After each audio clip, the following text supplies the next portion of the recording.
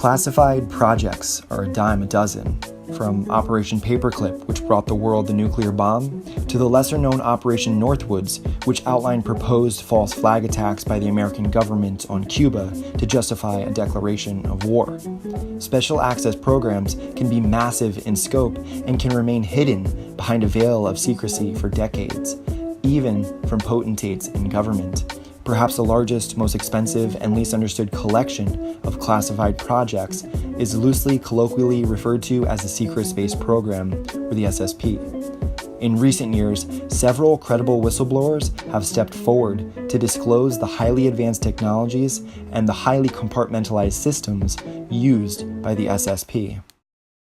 Much of the leaked information on this matter comes to us from testimonies of various whistleblowers who claimed to have personally worked in these military black projects or for private contractors. This group of whistleblowers includes individuals like Corey Good, Sergeant Robert Dean, Sergeant Clifford Stone, Tony Rodriguez, Robert Wood, Randy Kramer, and the late William Tompkins. Others like Bob Lazar, Andrew Basiago, Emery Smith, Michael Gerloff, and Kevin Trimmel also provide corroborating accounts.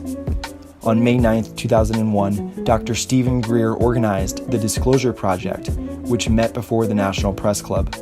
The Disclosure Project was comprised of hundreds of government insiders and special access whistleblowers, sharing their knowledge of and involvement in the cover-up of extraterrestrial technologies, extraterrestrial presence, secret space programs, and other unclassified projects. Unfortunately, it seems the momentum of the Disclosure Project was lost in the aftermath of the attacks of September 11th.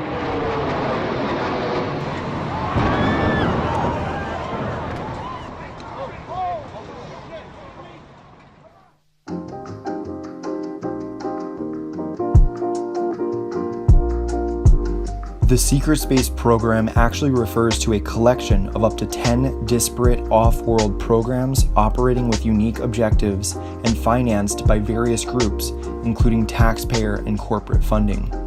According to whistleblowers, there is a faction referred to as the Interplanetary Corporate Conglomerate, or the ICC, which is a shadowy association of private interests developing advanced technologies for galactic trade with extraterrestrials. There are two international NATO-like organizations that boast representatives from virtually every country on Earth.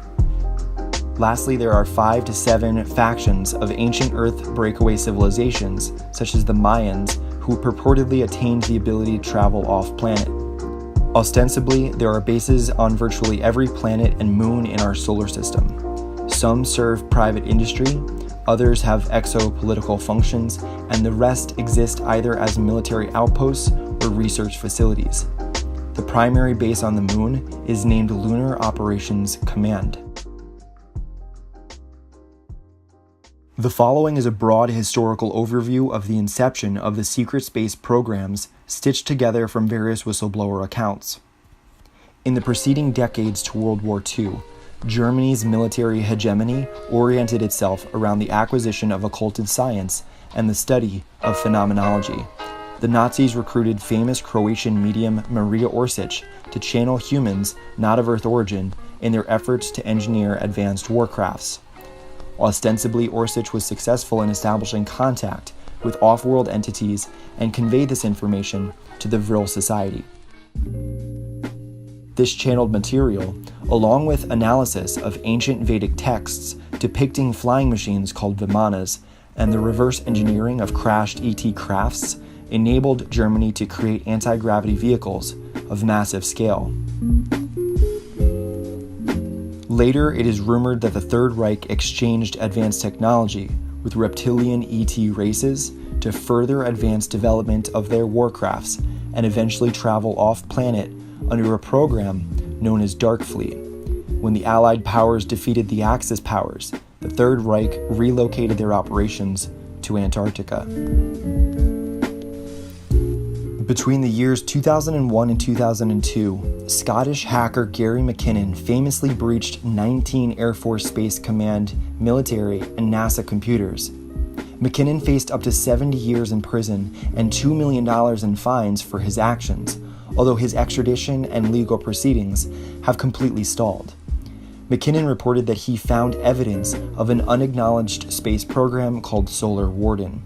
He claimed to have found Excel spreadsheets with a list of names and the heading Non-Terrestrial Officers, manifests of space fleet-to-fleet cargo transfers, and images of many advanced spacecrafts.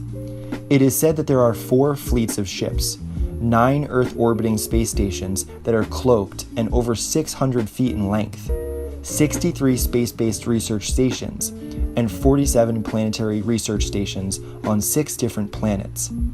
Solar Warden reportedly receives contributions from Canada, United Kingdom, Italy, Austria, Russia, and Australia.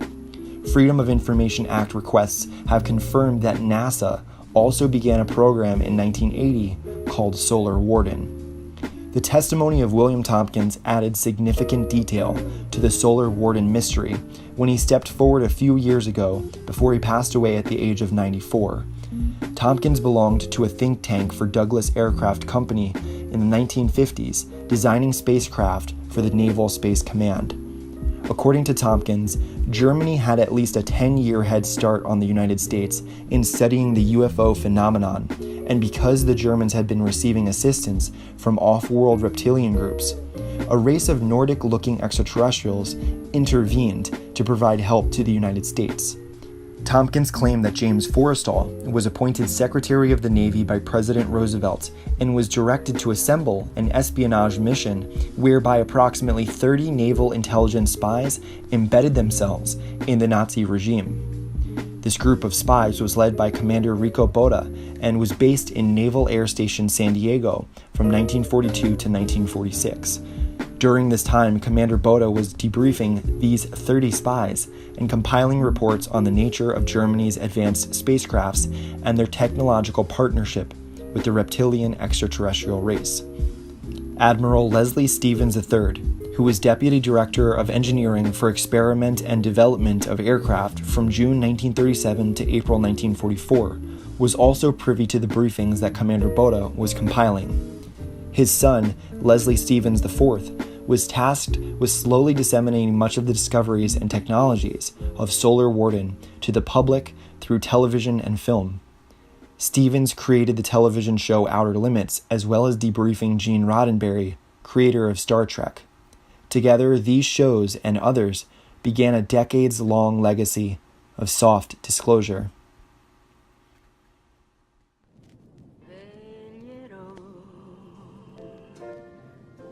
Questa notte sopra te, dolce bimbo, ti dirò che presto tornerò.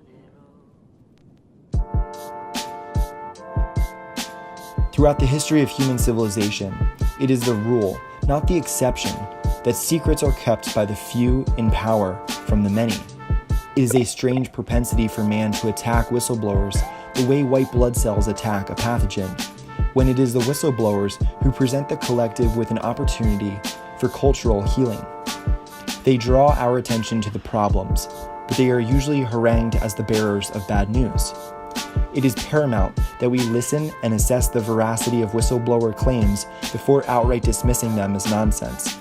For if we shoot too many messengers, then we establish a dangerous precedent that acts as a warning for others who wish to step forward. From the ostensible Big Bang to the present, human civilization occupies but an infinitesimally small fraction of time, and yet we fancy ourselves at the cutting edge of evolution in the universe. Despite mountains of evidence pointing to a greater reality beyond the limits of current understanding, our imaginations simply fail us in conceiving the vast and the grandiose. Ultimately, we are investigating a question that lies at the crossroads of spirituality, culture, science, philosophy, and politics. As man stares into the void, contemplating his place in creation, the answers are sometimes elusive, but often are obvious and stare right back at him, waiting to be acknowledged.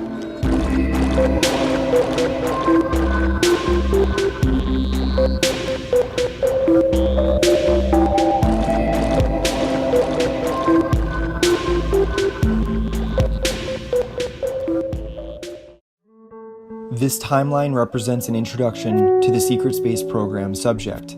However, this overview barely scratches the surface of the vast and dynamic cover-up. For more information on this subject, check out the Breakaway series on this channel, where I interview self-professed whistleblowers of the SSP. Additionally, check out the upcoming film Above Majestic, which debuts on October 31st, 2018. In 2018, President Trump announced the development of Space Force, the sixth branch of the U.S. military. To establish a Space Force. The President and the American public were completely unaware that it already existed.